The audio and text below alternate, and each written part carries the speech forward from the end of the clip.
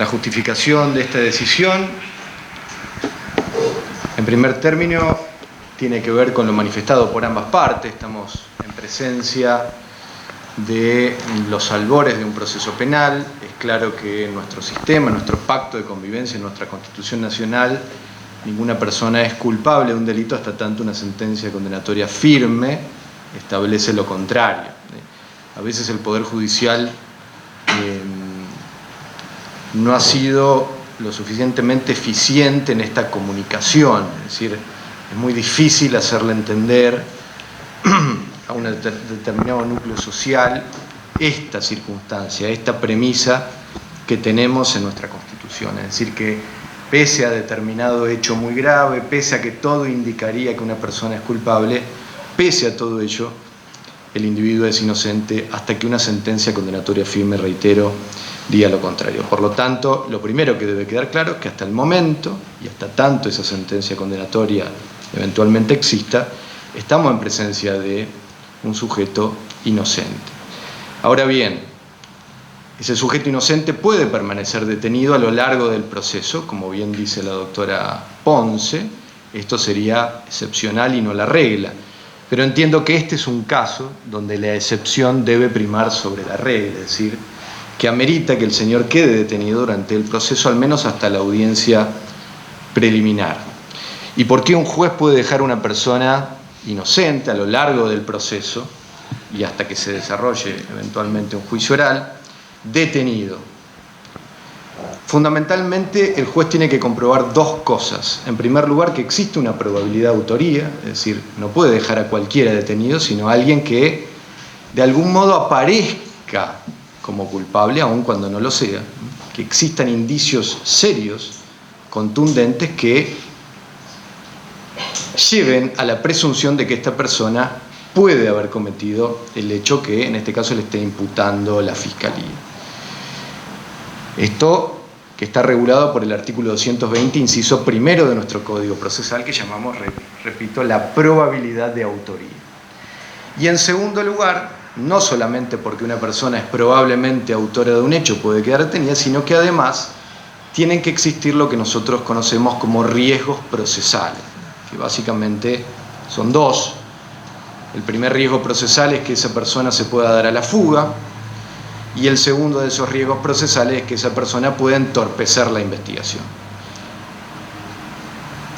Pasaré a analizar entonces esos presupuestos, desde ya descontando que se dan en el caso, pues como adelanté, considero que el señor tiene que quedar en prisión preventiva como lo pidió la Fiscalía hasta la audiencia preliminar.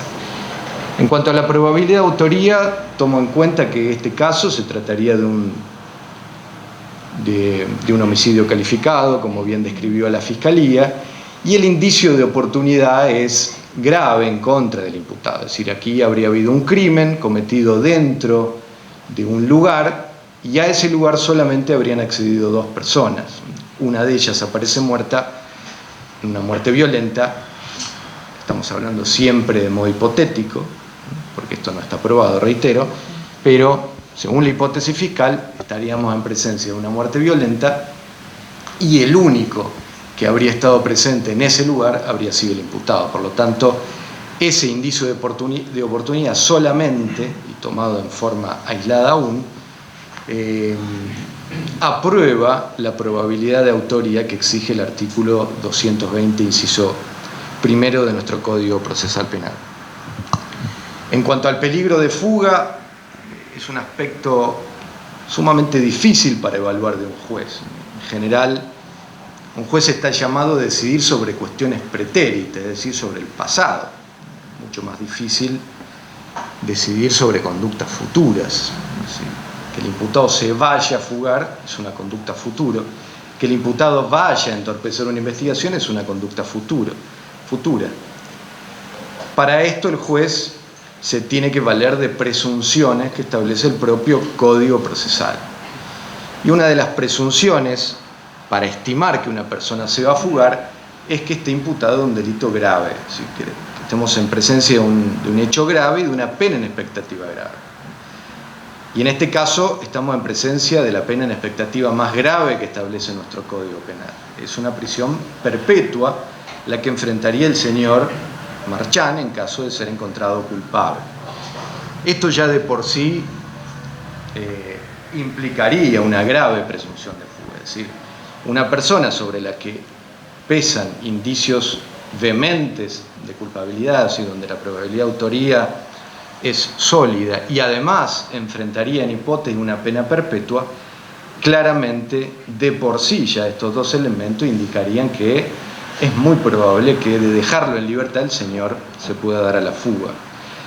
Voy a disponer la prisión preventiva del imputado Abel Marchán hasta la audiencia preliminar.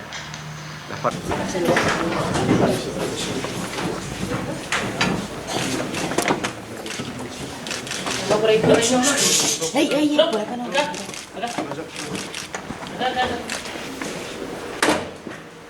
Buena Valeria.